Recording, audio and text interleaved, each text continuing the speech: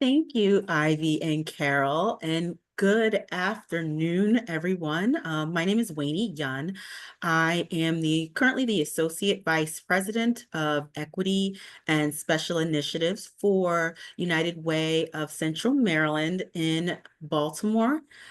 We serve Baltimore City and the surrounding counties. And so our service area is a very diverse area from a number of perspectives. You have communities as urban and developed as Baltimore City, and then our smallest and most rural county, Carroll County, is populated as well, but the needs and the makeup of the community are quite different. And but we do is we ensure that we do prioritize what's needed, where it's needed approach to the work that we are doing. My role, I am serving as our head of equity, diversity, and inclusion, and also work on a number of special projects. Right now, I'm serving as the associate lead of our strategic planning process. So it's very exciting time in that regard for us here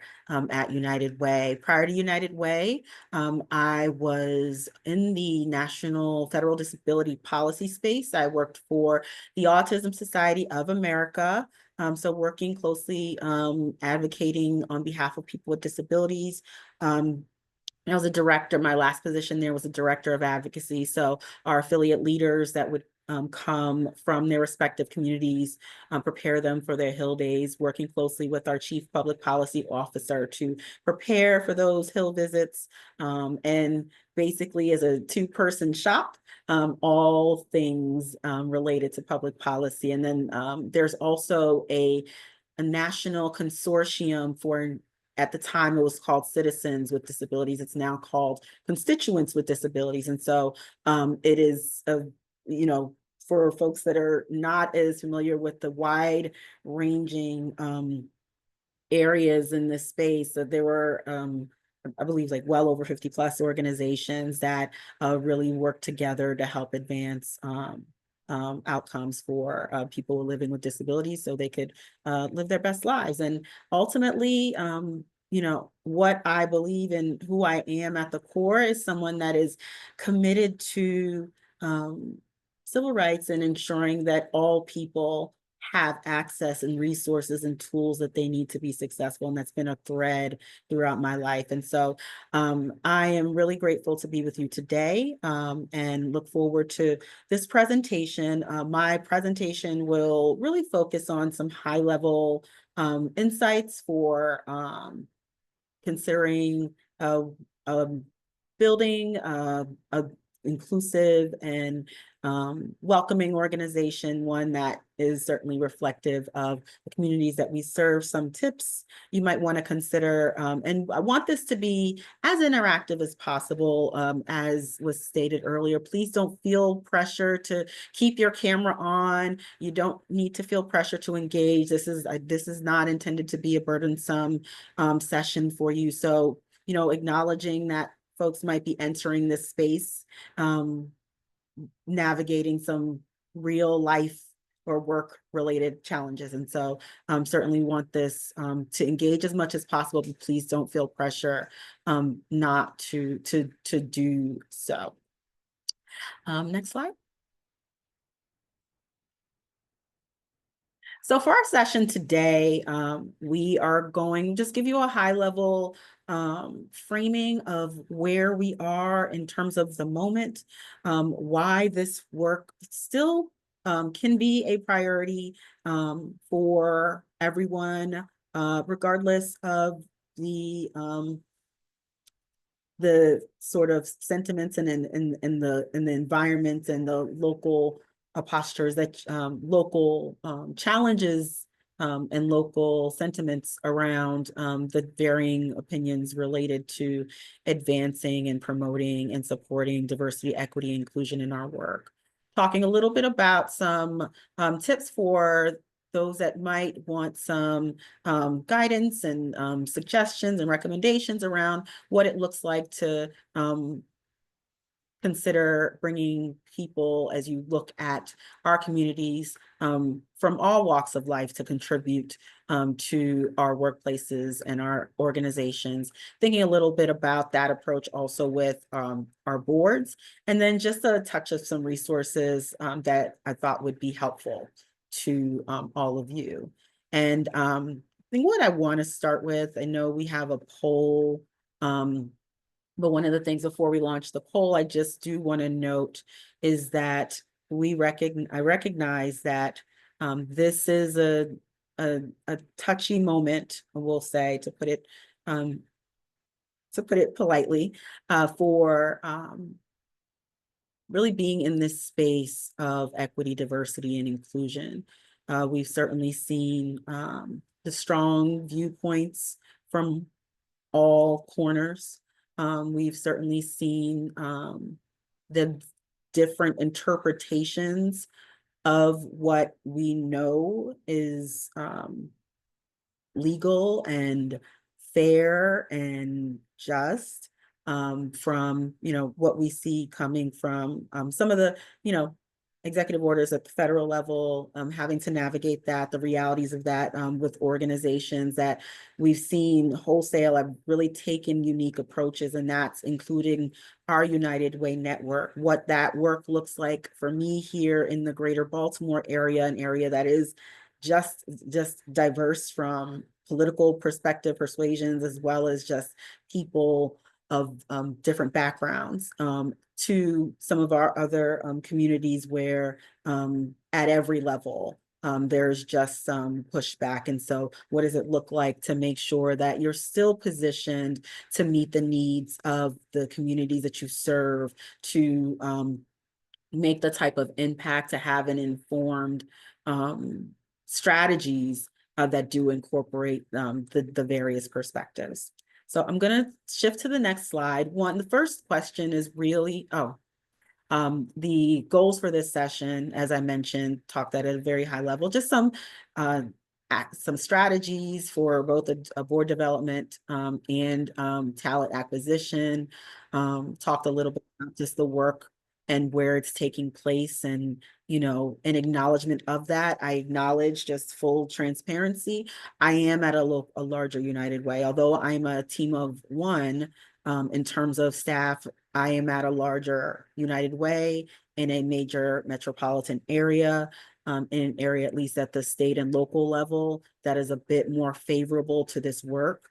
And so I do want to acknowledge that, and have certainly tried to design this presentation to offer some insights to folks, regardless of, again, the climate in which you are operating. But I do want to be fully transparent and acknowledge that as we move forward, because some of the efforts that we have been able to engage in is due to the support that we have. And I'm grateful for that from our leadership team, as well as our board of directors. But our approach has been to be intentional, to take that data-informed approach, to make sure we're constantly analyzing the landscape.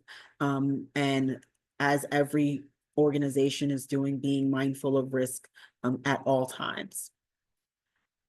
And hopefully those of you that might have some insights and recommendations to share, I want to encourage you to use the chat for that. We will have some points where we're just going to open up the mics and have people either chime in to respond to questions, or just drop some of your thoughts or comments in the chat. So with that, we're going to shift to the first poll question. And then this was intentionally anonymous. So just wanting to, your true comfort level and where you are, and which one of these most closely aligns to what brings you into this space.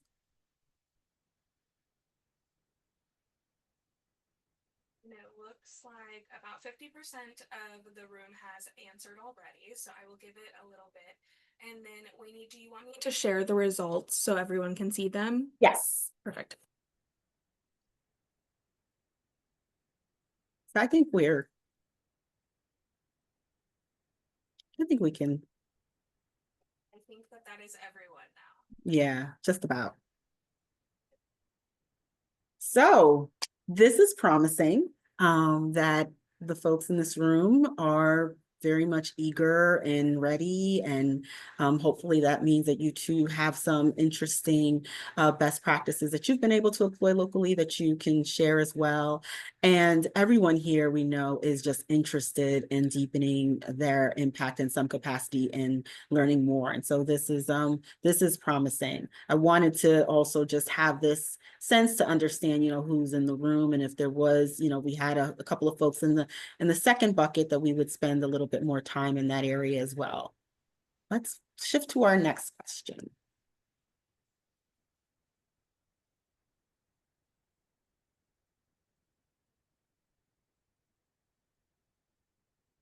So this is a little bit of a self-assessment and reflection.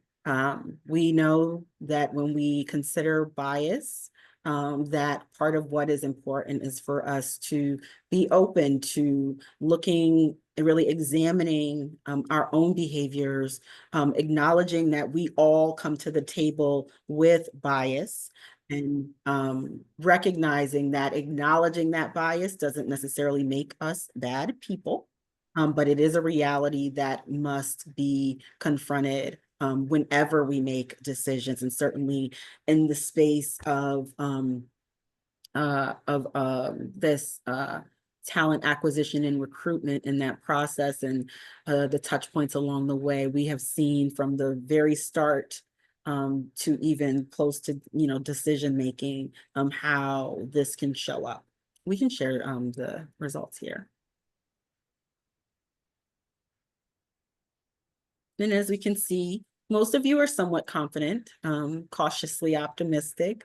I would likely put myself in that somewhat confident as well. I think to say that I'm very confident, I too, even as a practitioner, I'm always mindful and try to be careful and intentional, but I know that I too um, may miss some things and inadvertently. So what I try to do is just ensure that I'm constantly assessing and evaluating and thinking and considering and asking questions and interrogating my own reactions and behaviors. And so want to encourage that. And we'll talk more about bias later in the presentation. And our final poll question.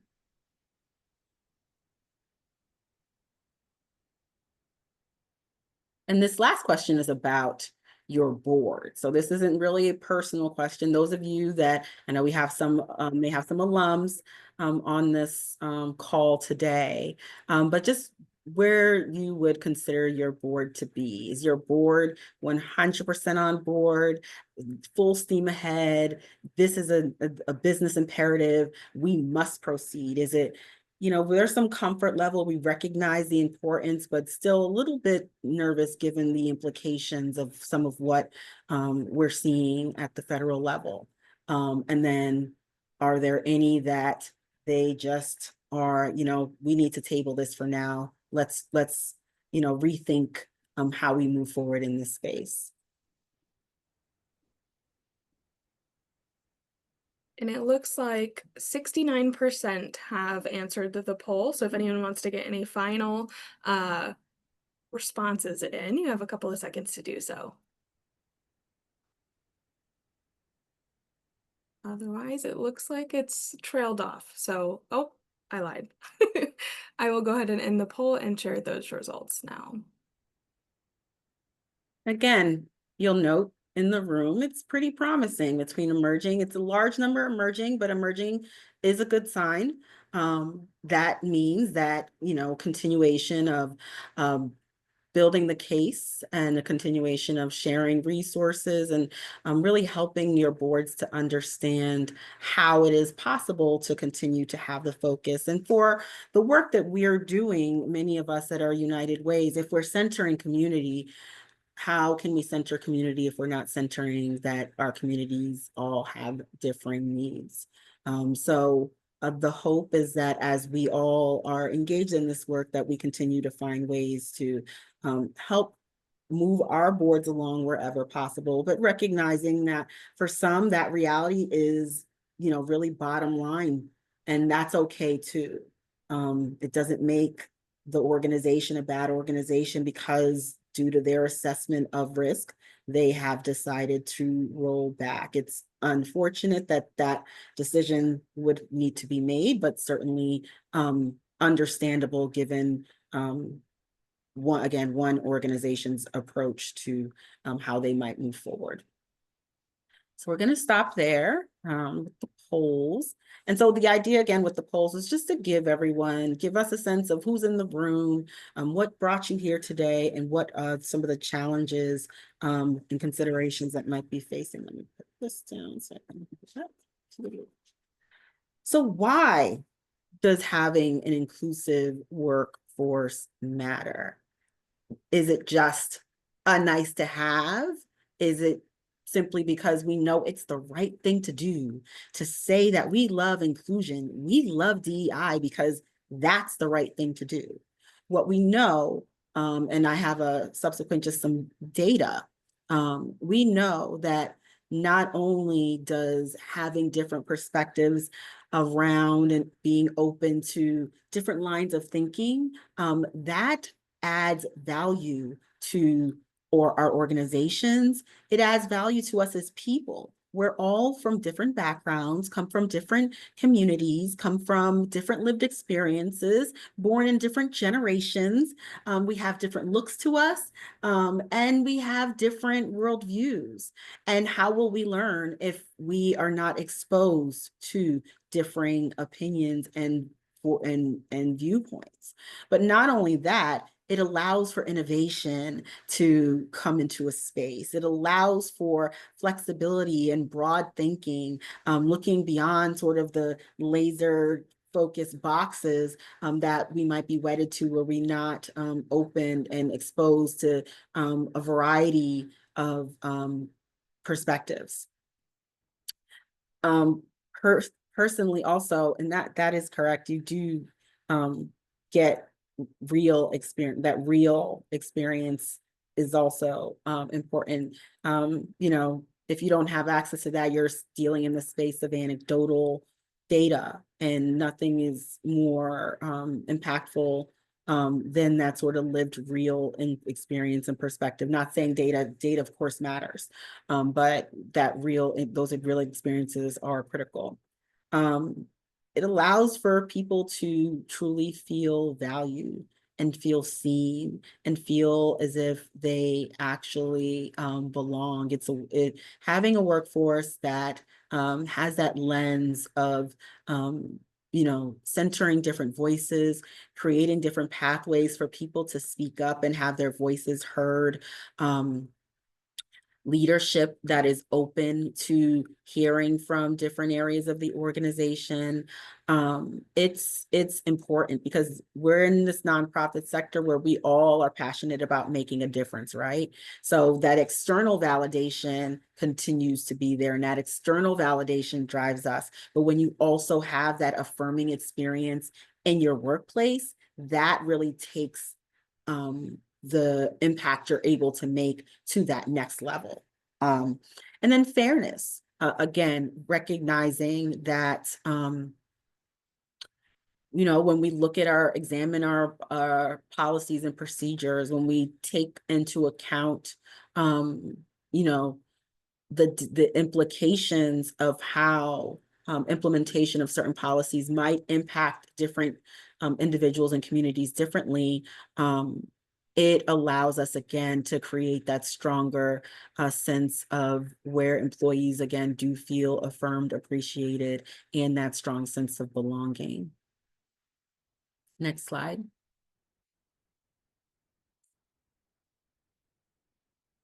And so I'm sure those of you in the room have seen some of this data. I did try to pull data that was reflective of 2025, just because to find that, it's a different moment. And so all of this was taken to account for the moment we find ourselves in today. In terms of multi-generational affinity for our workplaces, as we are, millennials are now, for certainly my local United Way, millennials make up the largest share of the workforce. And they also are large share of the American workforce as well. And Gen Z is right there. And so if we're thinking about succession planning, and what the future of our organizations look like in it 5 to 10 years, we see that we know that even mission-driven organizations in general, they tend to have you know, employees that are with organizations that are really centering mission and giving and commitment to community. Especially Gen Z, they're more likely to want to stay at those companies and support those companies. And in terms of the importance of businesses maintaining some sort of focus on DEI, Gallup poll did find that well more than 60%, 69% of adults say that at least it's somewhat a consideration to continue focusing on the work. And again, we see that just there's that McKinley study that says companies that prioritize DEI are more profitable than those that do not. We've all seen that along over the years in terms of that data point that's often cited. And what's been interesting this year to see that there are companies that are continuing to maintain that focus, or at least direct some of their financial commitments to maintaining these programs within their organizations. And then, as organizations assess risk, there is also some risk that might be associated with those that make the decision to roll back their efforts. And so really wanting to be intentional about sort of overcorrecting based on assessment of of really what's happening across the landscape. So the data is there. The data continues to show that this focus on this work and a focus on embedding equity, diversity, and inclusion in all that we do within organizations. Again, we can be mindful and strategic about what that looks like based on the communities in which we operate. But centering the intentional inclusion of everyone is paramount to all of our organizations, regardless of where we are situated. Next slide.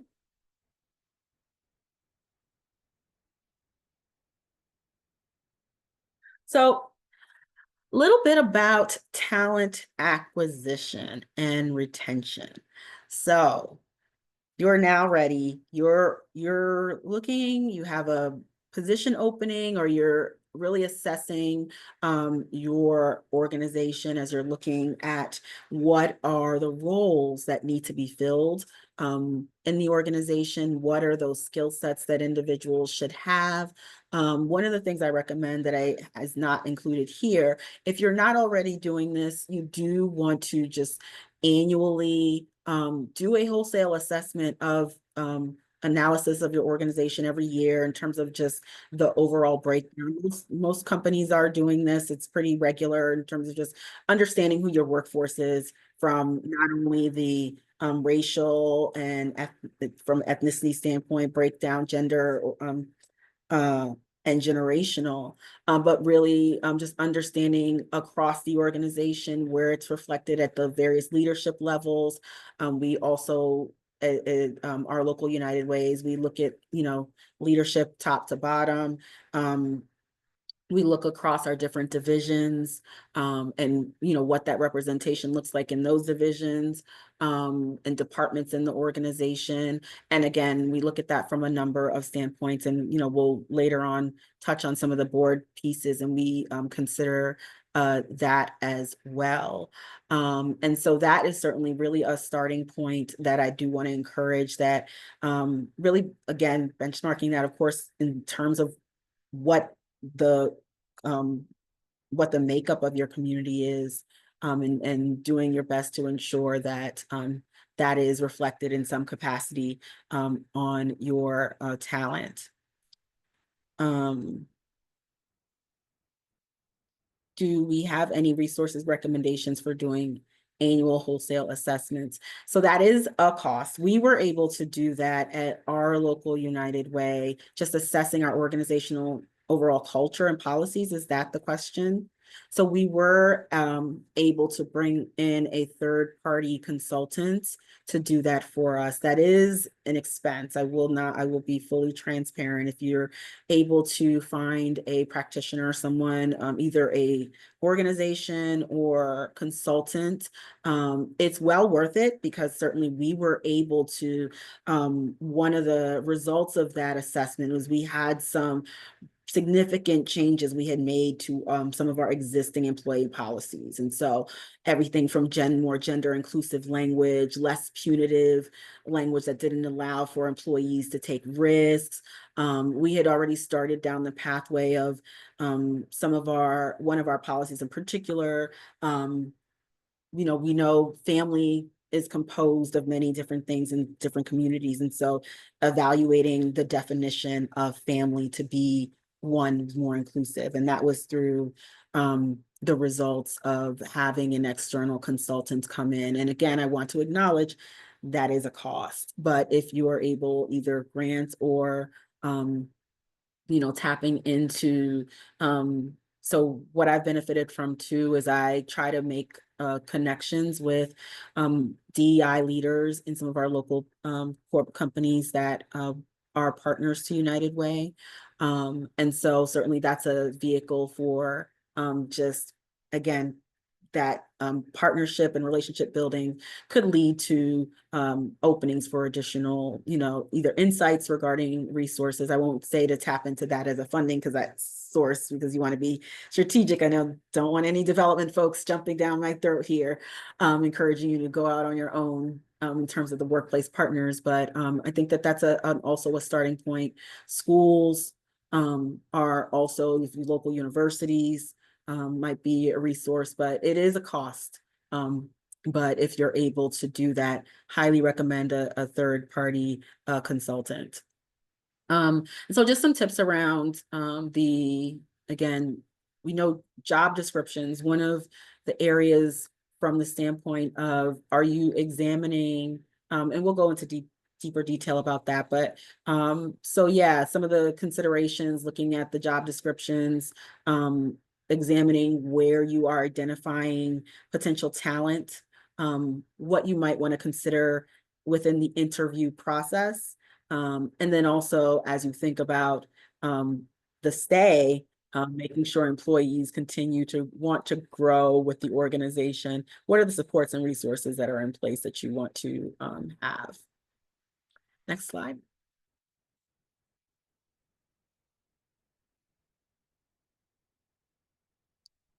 I realize time is kind of going fast. So I'm going to try to make sure we're on track here. So with inclusive job descriptions, certainly you want to review the criteria. Does that, ensuring that a lot of what we're certainly, there's more intention around ensuring that these position descriptions are not jargon heavy, definitely plain use of plain language. A big area that is helping to close gaps is analyzing the education requirements.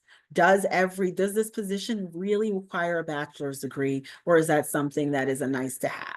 That is one way, especially when we're thinking about those of us that, I'm assuming all of us have Alice, and as a part of, we're Alice communities, because we are here in Central Maryland.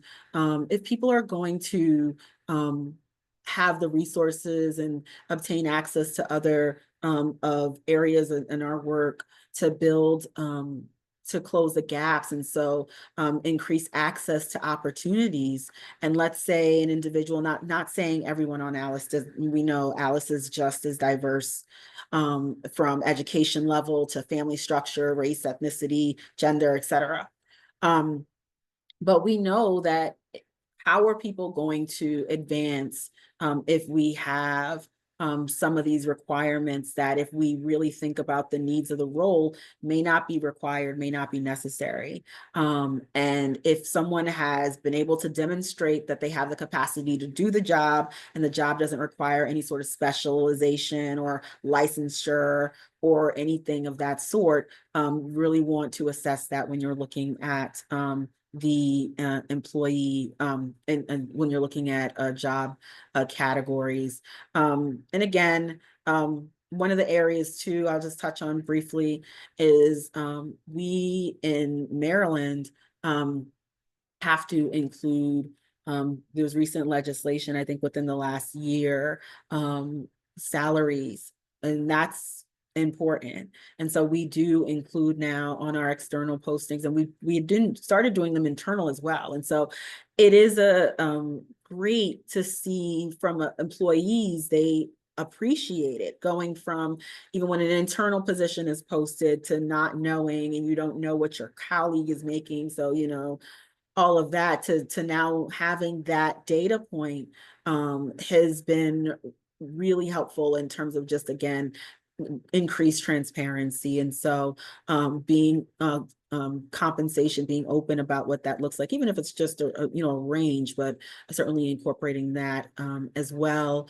And then one of the areas when we're in talking about especially compensation, we know that pay disparities exist. Annually, we have equal pay day for women. And then when you break that down even more, there are days for Black women, Latino women, which represents the amount of days they'd have to work to meet the compensation of a mainstream white male. This is data, not, anything, just what the data says. And so if we are then looking at candidates using their salary history to determine sort of how we're then going to compensate them for a new role, we're going to continue those disparities that exist, and people are going to take longer and longer to really move past some of the systemic issues that have led to some of the disparities facing those that we serve. Next slide.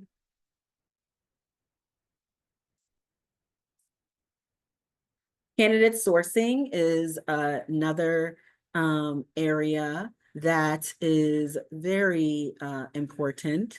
And some of this is going to seem contradictory, particularly around the leveraging employee connections. So yes, you want to leverage internal referrals, as well as and I caution this because it isn't the job, what I'm about to say, it certainly isn't the job of let's say, someone from I'll just marginalized community, or a community in which you are interested in building that representation in your workforce. It isn't their job to go out and recruit. And so saying that I asked, Jenny has a disability, and Jenny, I want to hire more people with disabilities. Jenny, who do you know? Check. We said we've done our outreach to the disability community. We asked Jenny. You have to be intentional about that ask of employees and leveraging those connections. So you're still ensuring that the teams, whether it's HR or your whatever whoever the hiring teams are managing that position opening, that they are really taking an expanded approach to what it looks like to tap into different resources. And so in our communities, there might be, what's big, there are young professional organizations in many communities that take on different forms. And depending on, there are specialized professional organizations that, National Association of Black Accountants comes to mind. We have a strong partnership with Alpha,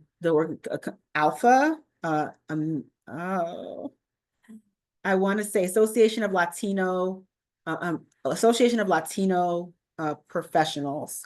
I am forgetting a letter, but we have a strong relationship with that organization here is ALPA, if you want to look them up. Um, and they have chapters across the country as well. Your local universities not only have the alumni offices, but they have, in many respects, they have alumni groups for different communities within that. If you want to be really intentional about who you might tap into to make sure that your opening, your position vacancy is reaching the widest possible audience. Internal candidates. Sometimes we tend to look at the gems that we have internally because we want to find the shiny tool outside of the organization. And you might have people internally that either have the transferable skills and just need a little bit more upskilling, that have the potential. And you really want to, again, what that represents for the employee morale when they see someone has worked hard and they've been able to be promoted internally. Like that is huge. And so that's another area I just want to surface. Leadership programs, we have a ton of those in this area. All of our counties, both Baltimore City has one, but even our rural counties. Carroll County has Carroll Leadership, Hartford, another rural county, Hartford County Leadership. And so those leadership programs are not only great for boards, but they could be great also just for tapping into as you're building your relationships with these networks. So if you have alums in your organization, certainly that's an area. And then building relationships across the board. As I mentioned, building relationships with just these professional organizations and community-centered organizations.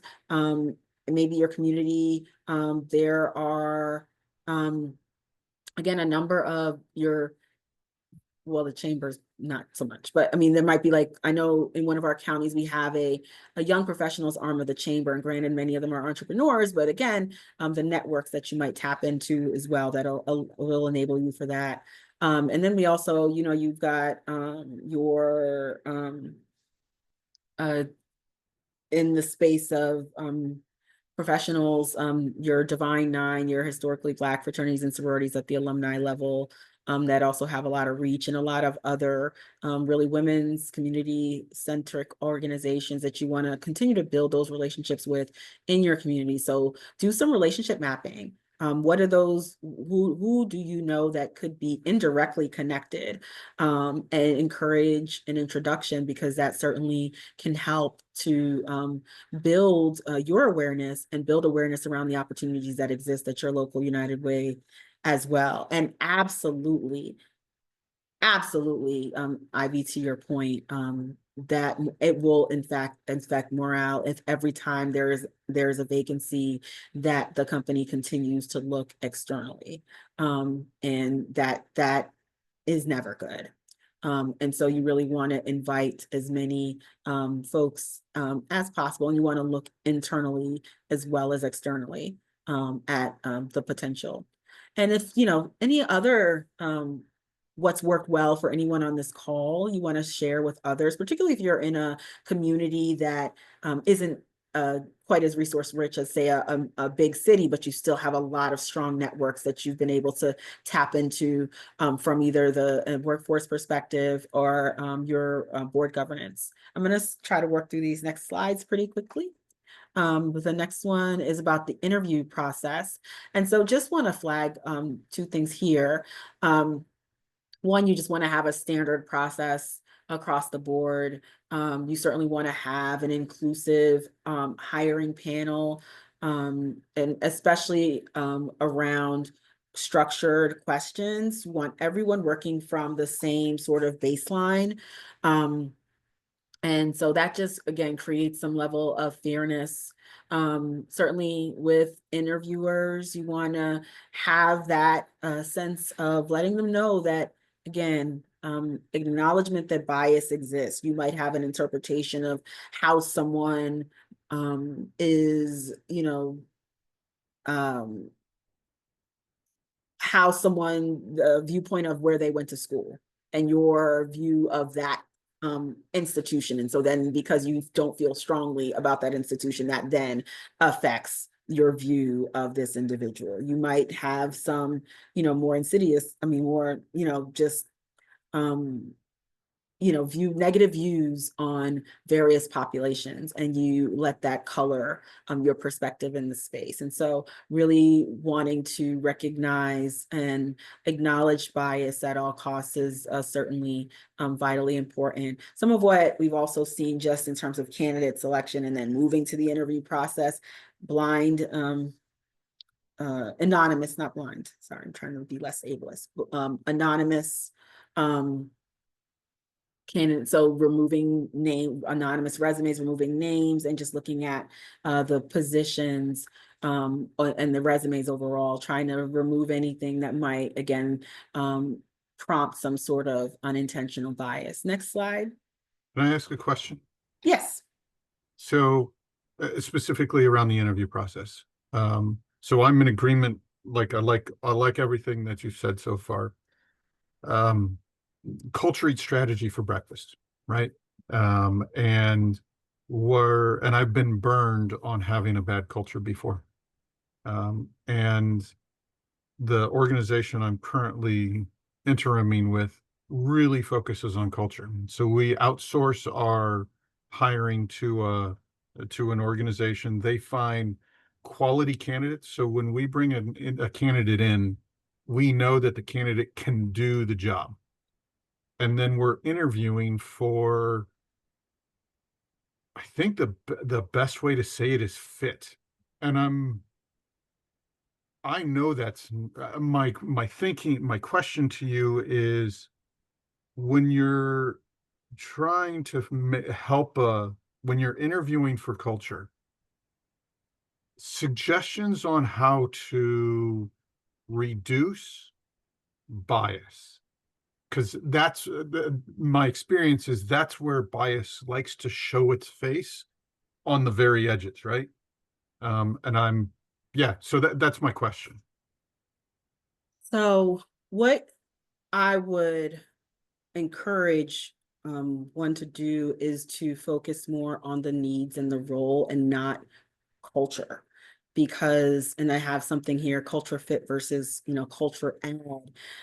If someone is a cultural fit, you're looking for, you know, machines, you're looking for identical cogs because this is the culture we've cultivated. And so we need someone who's going to fit into this culture rather than someone who's going to enhance and add to that culture and Okay. may not on the face, you might say, well, they won't fit here. Why? Because for what reason? And I would encourage you to really examine what we mean by culture fit. Mm-hmm. And once you start really examining and asking those questions, you might find where some of the bias might be showing itself and not allowing a candidate to receive sort of full and open consideration based Okay. on a perspective that they might not fit where we are.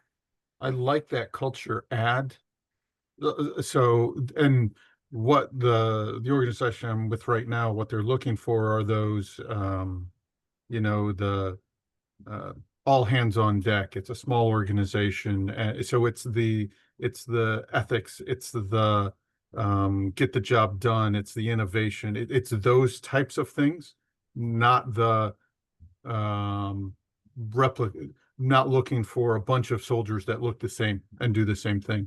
Mhm. But I like the idea of I'm going to challenge the team that I'm working with is the culture ad. I really like that thinking. Yeah, it is. And I have a little bit more just on a subsequent slide, but essentially, culture ad focuses on bringing in folks that again don't fit Right, the makeup of the organization, right. and that often leads to innovation. If you have Hmm. people that have thought the same way, that have Right. operated the same way, so that's what I would encourage you Yeah. and your team to consider. Okay. Thank you. I You're appreciate it. you're welcome. I'll go to the next slide. And I'll skip this. I mean, you can learn more about the various forms of bias, and this is not, there are at least 10. And So I'll talk a little bit about the cultural competency, just again, acknowledging, being aware of different cultures, and understand if you have some level of cultural competency, and there's a host of trainings to be offered in that space. Also around bias, the Harvard implicit bias is free, and they have a number of different types of bias that you can test for to see where your gaps might exist. But cultural competency is so important. Some cultures, eye contact can be seen as disrespectful. If you don't know that and someone's not looking you in the eye, you're going to view that as why, or then you're going to view that as some sort of negative behavior. And then again, what I mentioned, I talked about that already, the culture add versus culture fit. I really want to encourage thinking around that, because, this focus on culture add really does lead to just continuation, homogenous thinking. And so definitely want to encourage that. Next slide. And then a little bit about, making sure people stay, building, retaining your team members. And so, of course, you want an onboarding process that some people, when they join organizations, they're like, I'm here, but I just was thrown into the work. I don't know anything about the organization. I didn't get an orientation. I don't know our background. I don't know who does what where. And even sometimes when you do get that, the organization's so large, it just takes you time. But having an onboarding process structured certainly helps. You want to examine the different offerings you have available. And again, this space of and focusing on inclusive and centering sense of belonging, you also need to look at wellness. We have done that at our local United Way, looking at wellness and well-being. We were able to have, for example, someone come in and do some mindfulness,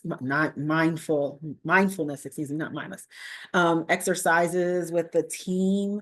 We also just center some other ways where we're considering just the overall employee we have. And I don't know if this is unique to us, but in the summer, you get every other Friday off. Well, you don't get it off when you're working the way it maps out, but that's one way. We're still in a space where we're able to be in a hybrid space where you still work virtually for the most part, but we are required to come into the office a couple of times a month. But still just continuing to understand. And then we're just have also different ways that we are constantly capturing employee sentiment. We have different mentorship programs. Want to strongly encourage that. And the professional development, access to professional development is huge. You might have even your internal committees, but people need access to professional development. And what we're finding is that some roles don't allow for that because they have to be on the phones all day or they're in the schools all day. And so like that looks different for some of these opportunities. And so what can you do with your infrastructure to ensure that there's equitable access to those opportunities? Of course, just strengthening that culture of belonging and always just centering that at the core so people do feel like they are a part that they can grow and develop as their authentic selves. And then just the constant employee feedback, constantly measuring data, the different ways you can collect feedback. We've had real like roundtables where our president and CEO will, there might be something that happens and he will create a space. And it's been, virtual when we were in person more often. We did them in person. And it's just an open space for people to share. It signals so much when they just have an opportunity to share openly. I'm going to go to the next slide, and I'm going to try to work through the board pieces pretty quickly. Next slide. So just some of the characteristics of an inclusively minded, inclusive board, recognizing that it should be a core priority, that the board is inclusive, centering and learning orientation, that being open to learning, being open and vulnerable to new perspectives, especially as it relates to the people we serve. If you're not open to understanding, again, how disparities have wreaked havoc on some areas and individuals and populations in our community, I would really question if this is the right board for you. And then also the board makeup, that the board itself should be reflective of communities we serve. I know our United Way boards, next slide, tend to be, we want people that are able to support us in connecting us to those certain high-level networks. But what are the things you also want to consider is how might you incorporate more community voice? And certainly, again, for many of United Ways, Alice is at the core of who we support and what we do. How might Alice be involved, an Alice community member living, a community member living as Alice, how might they be involved in the governance related with the organization? And so, yes, advisory councils are nice, advisory groups are nice, but also just having some way to capture that on your governing and or non-governing boards is going to be essential to making sure that, again, the board is best positioned. We do have community representatives on our board at our local United Way, and there is a process annually that we go through to source board candidates, to constantly assess them, and that's led by our governance committee. And they have a number of measures and categories, and again, the ways in which staff are able to recommend board members. So it's not even just fellow board members. A member of our staff, regardless of where you are in the organization, you have the ability to recommend board members as well. Transparent board expectations. Again, this is all just responsible governance. Many of us are already doing this. Board agreements, board position descriptions, being clear on expectations, assessing your boards each year, providing some ways in which they're able to offer insights into their experience as a board member, assess the staff, and other ways in which they're able to just provide feedback on the experiences. Next slide. And so I had this here as a discussion prompt, but maybe we can just offer just some reflections, in the chat, because I know we're running up against time. But this is from Board Source. They have 5 questions to get people started that want to really build the capacity around a board's ability to think and operate in a more equitable and inclusive manner. And so one of the questions they ask is, if someone were to make assumptions about your organizational values based on your board composition, what would they think? And so, if you have some thoughts on that, you can drop it in the chat, or certainly you can just, again, use that to reflect on that. But there are just a series of questions that they ask. And really, it's helpful to think about, right? Because you might think, we've done everything we could. Our community looks like this. This is the makeup of our community. This is the access we have to potential board candidates. But similar strategies that you use to build representation in your workforce, you want to do with your boards as well. And so, again, thinking more broadly about who you might tap into for potential board service, and being open to interviewing people and just learning more about them. And again, yes, it's nice, to have the CEO of said company. I mean, I think all of our United Ways have boards that are pretty C-suite heavy, mine included. But it's also just really thinking, providing a deeper lens of how expertise shows up, and being open to the fact that expertise and well-resourced individuals from a network perspective might not take the shape in which you think you would assume they would take. So just being open to that.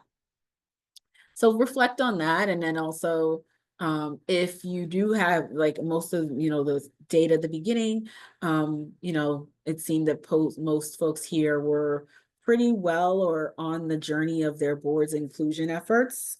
But if there were space to deepen that, what would that look like? I know just was talking to Ivy, was in our pre-meeting beforehand, mention around accessibility. Our United Way sees a lot of opportunity for us to deepen what we're doing in the accessibility space. So we're preparing for an accessibility audit right now, and that is going to be internal. And so that's one of those areas where I said, investment wise. And so we are going to be doing that ourselves. And so building that from scratch. So doing a landscape analysis on what are the different assessments that do exist. So we build ours. And so not only are we doing that for our physical infrastructure, but we also are going to, and it's the physical pieces, but also just looking at some of the ways in which we operate with the tools we use to do our work. And then we're also situated in other areas besides our headquarters. And so it'll also be inclusive of where we have staff. And so we're building that out, we're beginning that journey, but that's an example. And so certainly I think there are other opportunities for all of us, even those that are doing the work, to say, hey, where could we go even deeper here? And that is one of those things when we talk about this commitment to this work. It is about race, yes. It is about gender, yes. But it is also about people with disabilities, yes. It is also about people, veterans, yes. It is also about people who have red hair, yes.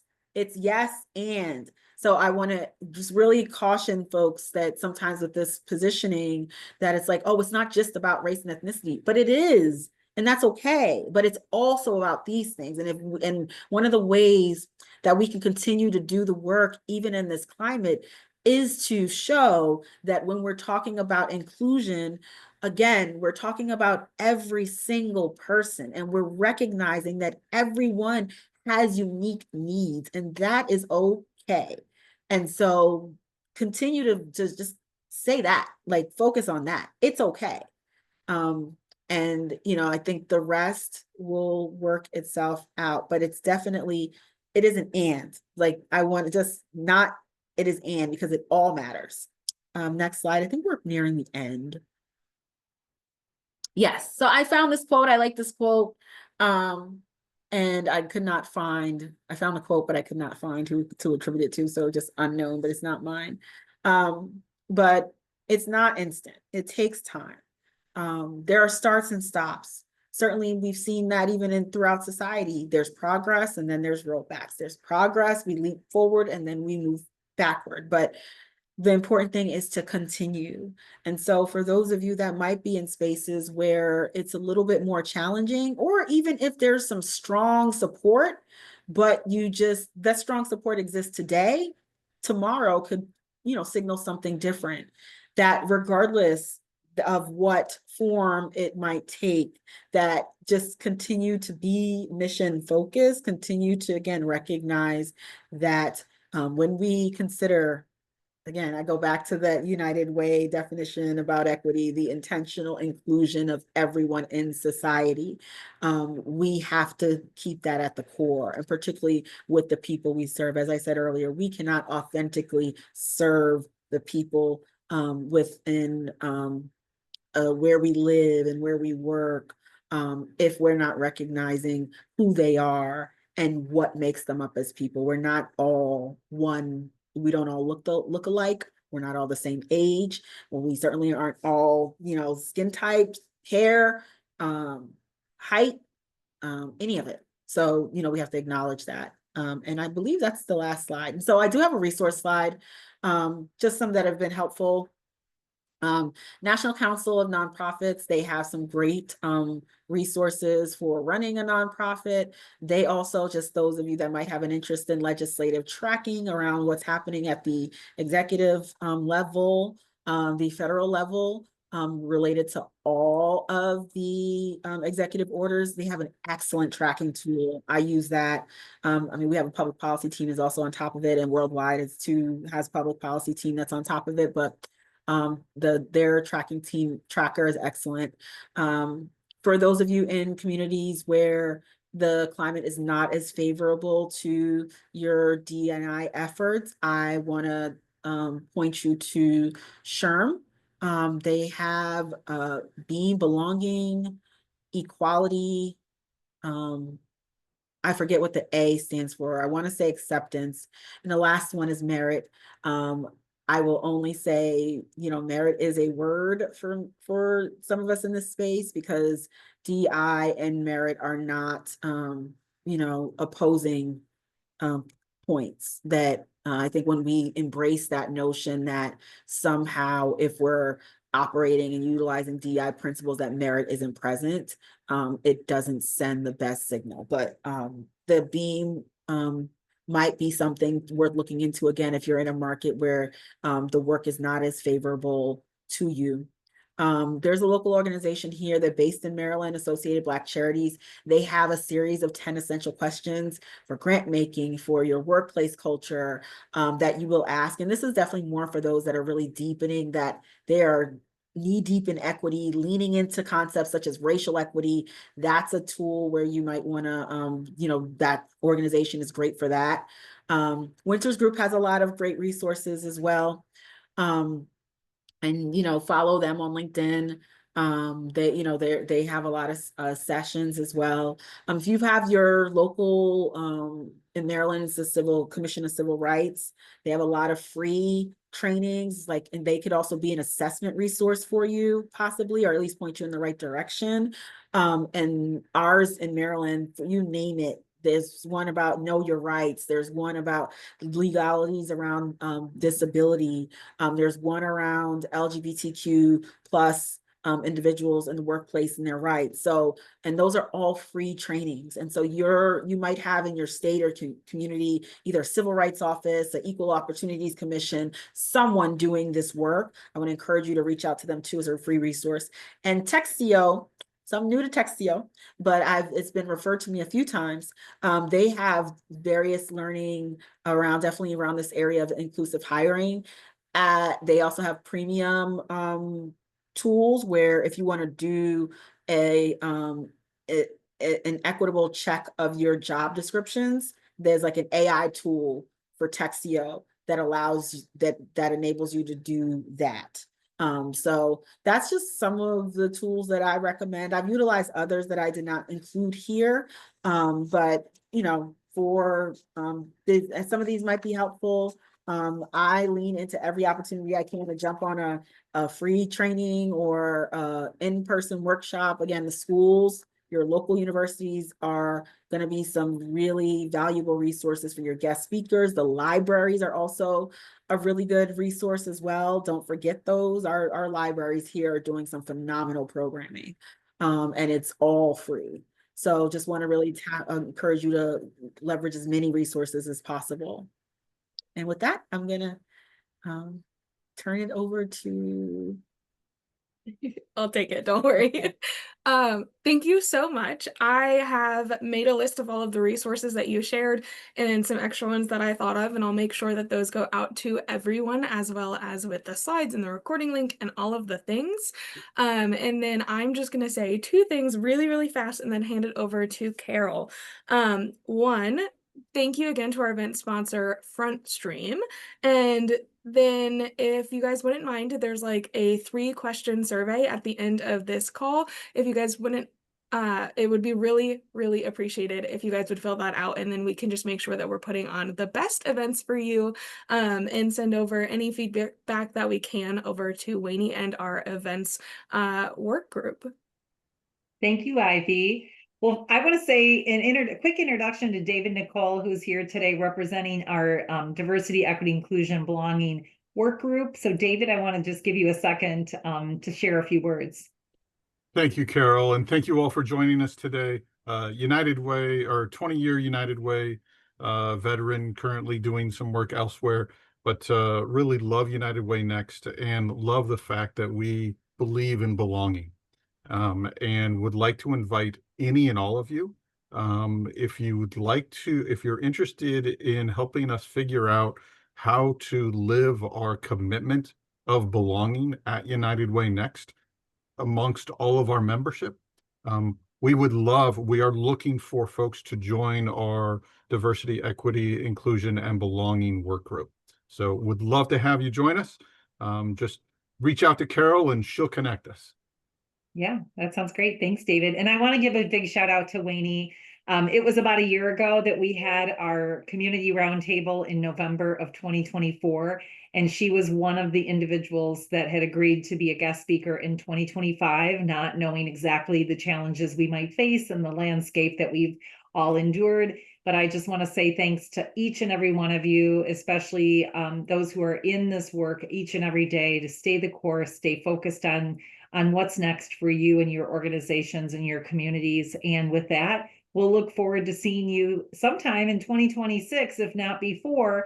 We'll have a series of 4 roundtables that will continue to offer the same kind of amazing, content and opportunity. So if there's anybody who wants to unmute and share anything, we can stay on for a few minutes longer. Otherwise, we wish you the best and have a great day and a wonderful Thanksgiving.